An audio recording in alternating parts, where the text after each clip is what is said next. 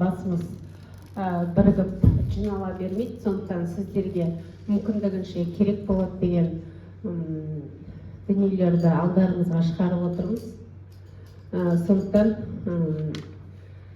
тағы да бір сөзді бергіміз келіп тұр. Сабақтағы тапсырма мен оқу мақсатының сәйкестігі, тәжірибелік шешімдер және педагогикалық сынып жұмысының байланысы деген тақырыпта Шет ауданы Жамбыл Ақылбаев атындағы мектеп-гимназияның қазақ тілі мен әдебиеті пәні мұғалімі Бөлкенбаева Әйгерім Дәулетсарина. Бұл әріптестеріңіз үздік авторлық бағдарлама бойынша облыстық байқаудың жеңімпазы болып, республикалық кезеңге қатысқан. Сондықтан осы байқау жұмыстарына дайындалуы да туралы да біраз тәжірибесі бар. Өйткені білесіздер, қазір аттестация барысында да педагогтардың кәсіби конкурсқа қатысуы бағаланады, әріптестер. Қайырлы күн, құрметті әріптестер. Менің тақырыбымда себебін таныстырып кетті. Барынша белсенді болуға шақырамын. Белсенді әріптестеріме беретін сыйым бар. Сондықтан аты жөндеріңізді де түртіп алып отырам. Қандай сый екенін осы шеберлік сыныптан кейін білетін боласыздар. Тақырыбым сабақтағы тапсырма мен оқу мақсатының сәйкестігі, тәжірибелік шешімдер және педагогикалық сынып жұмысының байланысы. Құрметті әріптестер, тақырып бізде 6-шы сынып Т1 таулардан өзен ағар сарқыраған, ал сонымен қатар грамматикалық тақырыбымыз белгісіздік есімдігі. Мына бір мақсатқа назар салсаңыздар, 6-3-3-1 ұсынылған тақырып бойынша деректер жинақтай отырып, графиктік мәтін, бәлкім диаграмма, кесте, сызба түрінде құрастыру. Екінші мақсат 6-4-4-1 сөйлемдегі есімдіктің қызметін түсіну, есімдікті зат есім, сын есімнің орнына қолдану.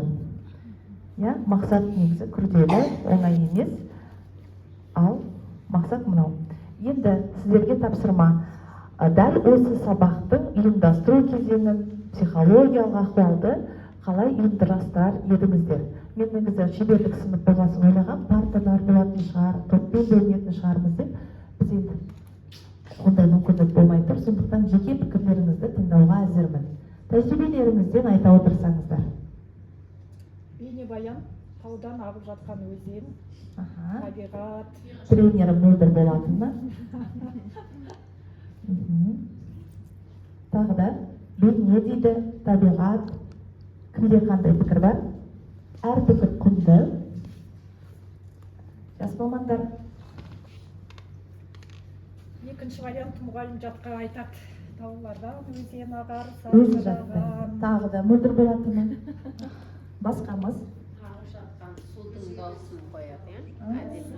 Әсем сөздері. Жақсы. Тағы да ар жақта ести алмадым сіздерді. Ауа райымен байланыстырады. Есіміңіз? Махаббат әріптес. Көктем мезгілімен есіміңіз? Дәмет. Тамаша. Ал келесі тапсырма. Ал жаңа сабақты қалай түсіндіресіздер? Мақсатымыз төменде тұр. Тақырыбымыз таулардан өзен ағар сарқыраған, белгісіздік есімдігі. Қалай бастайсыздар? Бірінші мағынаны түсіну үшін мен диаграмма, кесте, сызба дегенді топтық жұмысқа берем. Біреуіне диаграмма, біреуіне кесте, біреуіне сызба, графикалық органайзер жасаңдар деймін. Сонда олар өлең мағынасын түсініп алады. Керемет. Үйрете жүріп үйренемін деген. Сізді белгілеп қойдым. Тағы да? Суреттер арқылы, суреттер де сөйлейді деп. Есіміңіз? Тағы да махаббат. Сөз жұмбақ. Есіміңіз? Бақытгүл. Тамаша. Жақсы. Әркім өз ойын айтуға құқылы. Келесі. Ал жаңа тақырып бойынша мақсатқа сай тапсырмалар жүзеге асу керек. Мына мақсат бойынша, тақырып бойынша қандай тапсырма берер едіңіздер? Өлеңді тыңдап алдық, енді тапсырма. Тыңдап алдық. Аха.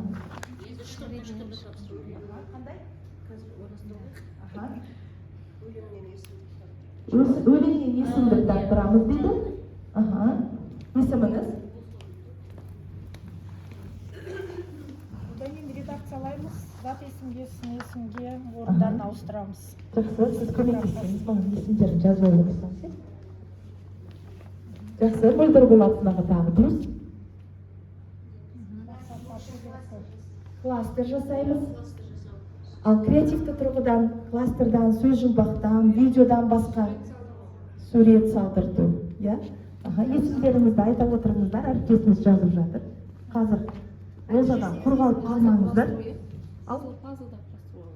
Пазлдарда дейді. Ойланасыз екен, пазлдар деген жақсы дүние негізі. Ал қалай бағалайсыздар? Ауызша тербаян, сұрақ жауап, өзін-өзі, смайликтер жарайды. Тағы домбыра. Яғни көрнекіліктер, домбыраның пернелеріне қатысты шаблонды көтеріп тұрады. Жарайды. Жақсы, ал ешкімнің өзіндік авторлық бағалау жоқ па? Цифрлы платформада. Жарайды. Ал рефлексияны қалай жүзеге асырасыздар? Платформалар ғой. Платформада дейді, Тағы да? Олай да жақсы екен, аяқталмаған сөйлем. Есіміңізді бірден жауап бергенде есімдеріңізді айта отырыңыздар, қайта есіміңіз деген сұрақты қоймайтындай, Жақсы, рахмет. Ал ендеше қараңыздар, бізге қандай талап қойылады? Ол біздің қымыжымыз 130-шы бұйрыққа сай болу керек, мақсат 399-дан алу керек, жиі болу керек, құндылық болу керек, азаматқа сай болу керек. Бұл сабақта цифрлы платформада талап етіледі.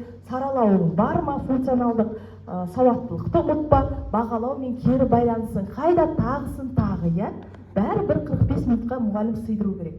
Енді мен қалай сыйдыруға тырыстым? Сабақ мынандай видеодан басталды.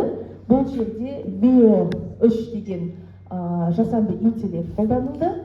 Ал суреттер Gemini'да жасалды, сценарий ChatGPT'да құрылды, CapCut'та біріктірілді. Мен су тапшысың. Мені байқамайсыңдар неге? Тоқтатшы, мен азайып бара жатырмын ғой. Сен кешіктің. Кешір, мені адамдар сақтамады.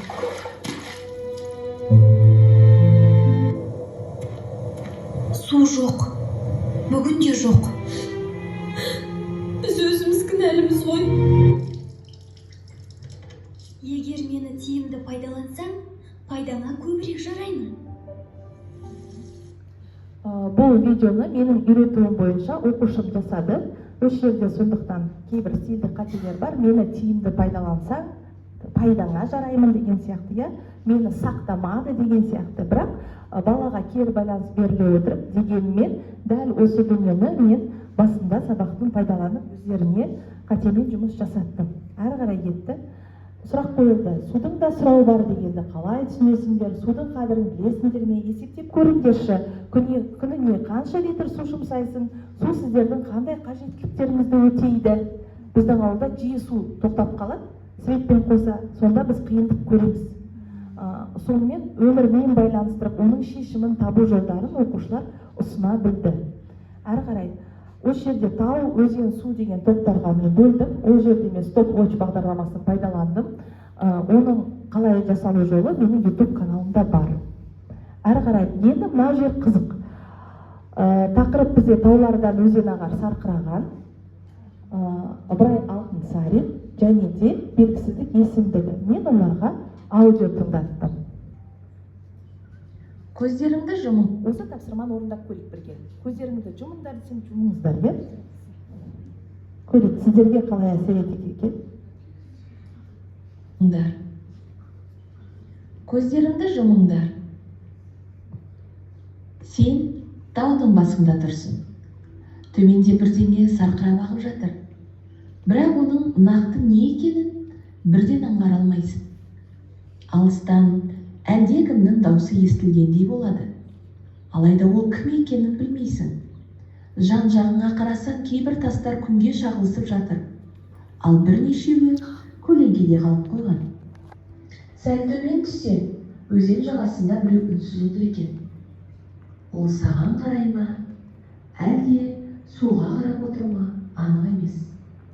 Су қайсыбір белгісіз жерден басталып төменге қарай асыға ағып барады. Оның қайдан шыққанын кейбіреу білуі мүмкін. Бірақ сен үшін ол әлі де жұмбақ. Осы сәтте табиғаттың өзі саған бір нәрсе айтқысы келгендей. Бәлкім, бұл таудың сыры, бәлкім өзеннің үні. Қалай болғанда да сен белгісіздіктің ортасында тұрсың. Ал ол сені ойлануға шақырып тұрғандай. Жақсы, көздеріңізді ашыңыздар. Рұқсат. Содан кейін дәл сұрақ қоямын. Сонымен төменде бірдеңе ағып жатыр дейді. Төменде сонымен нақты не ағып жатыр? Мәтінге қараймыз. Белгілі ма не нәрсе? Мәтінге қарайықшы. Бірдеңе. Алыстан әлдекімнің дауысы естілгендей. Кімнің дауысы? Жақсы. Кейбір тастар күнге шағылысып жатыр. Қай тастар? Нақты айтылды ма? Бірнешеуі көлеңкеде қалып қойған. Нешеу екені белгілі ме? Өзен жағасында біреу үнсіз отыр. Ол кім екені белгілі ме? Сол қайсы бір жерден басталып, қай жерден басталғаны нақты айтылып тұр ма? Жоқ. Бірақ біз соншалықты әсер алып тұрмыз, иә? Енді сонда балалар осы жерде өздері ереже шығаруды үйренеді. Яғни белгісіздік есімдігі дегеніміз дәл осы. Бірдеңе, әлдекім, кейбір, бірнешеу, белгісіз кім екені деген сияқты өздері ереже шығарып, одан кейін мына бір өздері шығарған ережемен нақты ғылыми ережемен ойларын салыстырады. Сонда қарасаңыздар, лексикалық тақырып таулардан өзен ағар сарқыраған, және де грамматикалық тақырыпты өзара үйлестіріп шешімін тапқан түрім осы болды. Әрі қарай Ыбырай Алтынсариннің өлеңі оқылды. Енді мен мына мақсатқа сәйкес қандай тапсырма ойластырдым, логикалық тізбектедім. Көрсетілген бейне негізінде, оларға видео көрсетілді, сарқырап ағып жатты таудан, мына жерге жүктелмей қалды. Көрсетілген бейне негізінде таудан басталып өзен арқылы теңізге жететін судың жолын сызба түрінде көрсетеді. Әр кезекте суретке сай бір сөйлем жазады. Барлығы 3 сөйлем жазу керек деген сияқты, иә? Барлығы 3 кезең, кешіріңіздер. Енді дескрипторға назар салсаңыздар, сызбасызса 1 балл, бірінші кезеңге белгісіздік есімдігі бар бір сөйлемді сауатты жазса 1 балл, екінші кезеңге жазса тағы 1 балл, үшінші кезеңге сол сөйлемді жазып, белгісіздік есімдігін жазса 1 балл, барлығы 4 балл деген сияқты, иә? Енді мен оны қалай бағалаймын? Әр бала бұл жерде саралауда жүзеге асып жатады. Біреу 4 балл алады, біреу 3 балл алады, біреу 2 балл алады. Иә, бағалауға келейік. Мынандай менің авторлық бағалауым, мысалы, бірінші оқушы 4-еуіне де жауап берді. 4 баллды да алды. 10-шы оқушы бұл. Мансұр болады, атын өзгертуге болады. Бірақ мен 5 артық бас қойдым. Деген сияқты. Енді екінші тапсырмаға көшеміз. Екінші тапсырма осындай мақсатқа сай, егер су сөйлесе, тапсырма түрі сурет қысқа мәтін 3 сөйлем жазады. Нұсқау суды тірі кейіпкер ретінде елестетіп, кескіндеме суретін салады, қасына судың атынан ойын 3 сөйлеммен жазады. Тағы да солай оны балдармен бағалатам. Енді мына жерде әр топ, мысалы, су сарқырама топтары болмақыне, сусыз бір күн деген тапсырманы орындауларына болады. Ол тапсырманы адам атынан, табиғат атынан, мектеп атынан да орындайды. Ол да 4 балмен бағаланады. Тездету керек па? Бағалауға қайтып келеміз. Маған берілген 30 минут болғаннан кейін асықпай тұрып, әрі қарай үшінші тапсырма, жеке тапсырма, бұл жерде оқулықпен жұмыс. Қазақстан өзендерінің орналасу картасын сызады, немесе карта глобус ұсынылады, ал мен өзім картаның бос қаңқасын бердім да олар өзендерді салып жұмыстарын қорғап есімдіктерді пайдаланды. Қайтадан бағалауға келеміз. Енді үй тапсырмасы өз алдына рефлексия қалай жүзеге асты. Мен енді жеті қазына деген ойымды платформада жасадым. Бұл жерде интернеттің қажеті жоқ. Егер де енді уақыт ұзақ болса жеке-жеке істеуге болады, бірақ бізде уақыт тапшы, сондықтан мен ер азаматты таңдайтын кімдер деймін. Мысалы 3-4 бала тұруы мүмкін.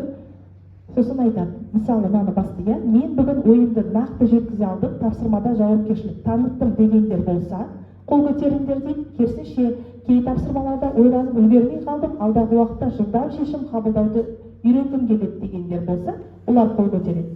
Сосын санаймыз. Жоқ, мына ешқайсымен келіспей, менің өз жауабым бар десе, мысалы қайтадан жігітке қайтып келеміз. Қыз баланы таңдағандар керісінше, мен бүгінгі сабақтан қомақты ой түйдім, немесе орындаудан қиналдым. Тағы да солай, соңында мұғалім асықтарды, қанша асық жинағанын жинақтап алады. Сонда егер де мынау қызыл торшаны басқандардың жауабы көп болса, мұғалім көбірек еңбектену керек деген сөз. Енді бұл қайдан туындады? Бұндай дүние, жаңағы Әсем Семеннің айтып кеткендей, бұл бұндай дүниелерді біз сонымен қатар өз басы педагогикалық сынып деген менде авторлық бағдарлама бар. Мінекей ол хрестоматиясы, жұмыс дәптері, 34 сағатқа негізделген қымыжысы және де бағдарламасы.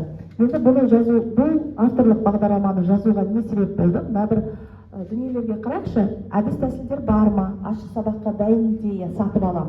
Қыздар, кімде дайын БЖБ бар? Не істейін, тура ертең өткіз деп жатыр. Шындығына келгенде, мынау республикалық чаттардың өзінде өріп жүрген жазбалар өтірік емес. Дәл осы кезде мен ойлаймын, мұғалімдер біздің теориялық жағынан ақсап тұрған жоқ. Тек әдістемелік тұрғыдан. Қазір мынау жасанды интеллекттің заманы, жаңа мен айтқан цифрлық платформа керек, құндылықты салып жатады.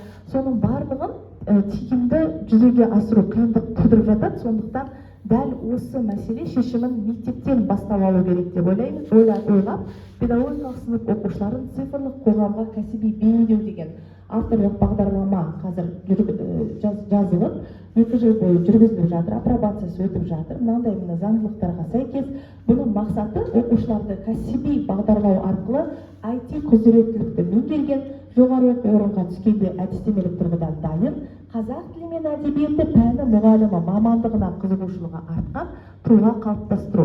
Енді жаңалығы неде? Бағдарлама цифрлық ортаны тиімді қолдана отырып, педагогикалық дайындықтың жаңа моделін ұсынады. Оған үздік педагог YouTube арнасындағы материалдар бағдарлама мазмұнын толықтырады. Қазір ол жайында тағы тоқталам. Мінекей жаңа мен айтып кеткен бағдарлама, хрестоматия, жұмыс дәптерлер, пікірлер болса болмаса, енді мына оқушыларының жасаған дүниесі. Комикстер қалай жасалады? Менің YouTube каналымда осының барлығы тегін үйретіледі.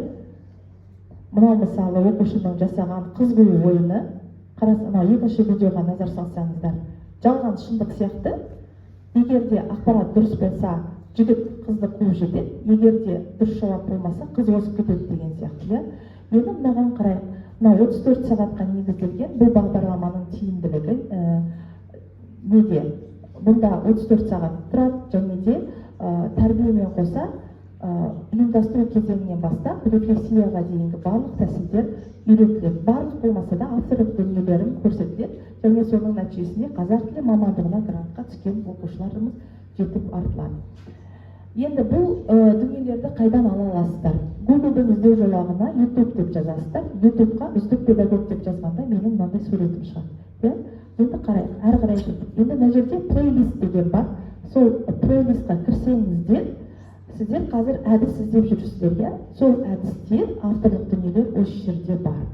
Қарасаңыздар, топқа қалай бөлуге болады, ұйымдастыру кезеңі, психологиялық ахуал, жаңа сабақты үйрету, жаңа сабақты бекіту, бағалау, рефлексия, мұғалімнің конкурстары, оқушылардың ғылыми жобалары деген сияқты дүниелердің барлығы осы жерде бар. Мысалы, 3 әдісі кез келген нәрсенің бір себебімен, салдарымен, бірден салдарын көрген кезде, салдарымен ренжіспей, себебін анықтау керек деген сияқты. Бұл әдістер өте тиімді функционалдық сауаттылыққа қарай негізделген. Қазір менімен бірге тіпті кіріп көрулеріңізге болады. Мысалы, төп деген әдісі бар. Бұл сабақтың мысалы қарасаңыздар,